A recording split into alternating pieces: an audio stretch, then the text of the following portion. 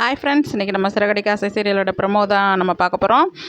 அதாவது ஒளிய தெரியாத தலையாரி வீட்டில் ஒளிஞ்ச கதை அப்படின்னு சொல்லி ஒரு பழமொழியே இருக்குது. அது மாதிரி இந்த ரோகிணி வந்து இப்போ அந்த மலேசியக்காரங்களுக்கு பயந்துட்டு ஐயோ பல்வலி அப்படி இப்படின்னு சொல்லி ஆக்ஷனை போட்டு ஹாஸ்பிட்டலுக்கு போயிடுறாங்க. ஸ்ருதியும் துணைக்கு போகிறாங்க. எப்படினாலும் நம்ம வெளியில் போயிடலாம் எனக்கு அப்படின்னு சொல்லிட்டு திட்டம் போட்டு தான் போவாங்க. ஆனால் ஸ்ருதி விடுற மாதிரியே இல்லை. என்ன செஞ்சாலுமே அப்படிலாம் விடக்கூடாதுங்க, ஆரம்பத்துலேயே இந்த பல்வலி என்ன ஏதுன்னு பார்த்துடணுங்க அப்படின்னு சொல்லி ரொம்ப வலுக்கட்டாயம் பண்ணி உட்கார வச்சிடுறாங்க.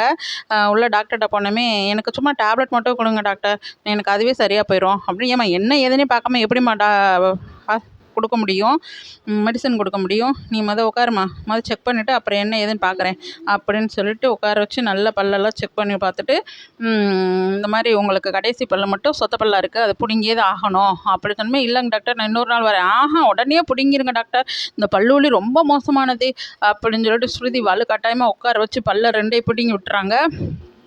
அப்புறம் இப்போனாலும் ஐயோ என்னடா அப்படின்னு சொல்லிட்டு உட்காந்து ரொம்ப வீக்கத்தோடையே உட்கார ரொம்ப வருத்தப்படுறா. ஐயோ நம்ம பல்லு பிடுங்கிவிட்டாங்களே, எதுக்கோ நம்ம ஒரு பொய் சொல்ல போய் நம்ம பல்லு பிடுங்கப்பட்டதே அப்படி சொல்லிட்டு ரொம்பவே வருத்தப்படுறா நம்ம ரோஹிணி. வீட்டுக்கு வராங்க. வீட்டுக்கு வந்தோமே எல்லாத்துக்கும் ஹாப்பி. ஐஸ்கிரீம் ஸ்ருதி வந்து ஐஸ்கிரீம் ஹாப்பியாக சப்ளை பண்ணிகிட்ருக்காங்க. என்னம்மா அவளே பல்லு வலியோடு தவிச்சிக்கிட்டு இருக்கிற, நீனமும் எல்லாத்துக்கும் ஐஸ்கிரீம் கொடுத்துக்கிட்டு இருக்கிற அப்படியும்.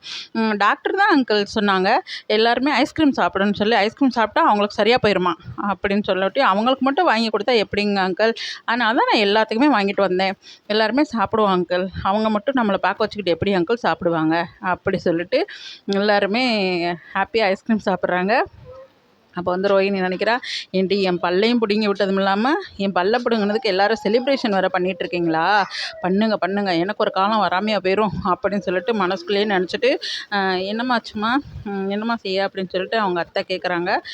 அப்போ இவ்வளோ அப்படின்னு சொல்லிட்டு ஆக்ஷனை போட்டுட்டு உள்ள ரூம்குள்ளே போயிடுறா. அப்போ வந்து முத்துவும் மீனாவும் பேசிகிட்ருக்காங்க.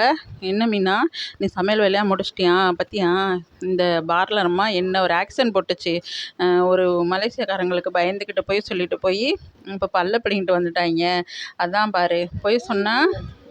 இப்போ இது ஒரு பொய் சொன்னதுக்கே பல்லு பிடுங்கப்பட்டிருக்கு, இது இன்னும் எத்தனை பொய் சொல்லி காத்திருக்குதோ தெரியல, இன்னும் எத்தனை பல்ல பிடுங்க போகிறாங்களோ தெரியல, இதுக்கு பாரேன் அப்படி சொல்லிட்டு.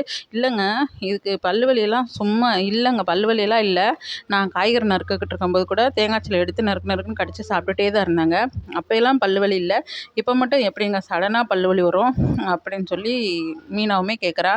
ஆமாம் மீனா, இது சும்மா நடிக்குது, அந்த மலேசியாக்காரங்களுக்கு பதில் சொல்லணுமே அப்படி சொல்லி பயந்துட்டு தான் இந்த பொண்ணு வந்து நடிக்குதுன்றது நல்லாவே அப்பட்டமாக தெரியுது அப்படின்னு சொல்லி முத்து மீனாவும் கண்டுபிடிச்சிடுறாங்க.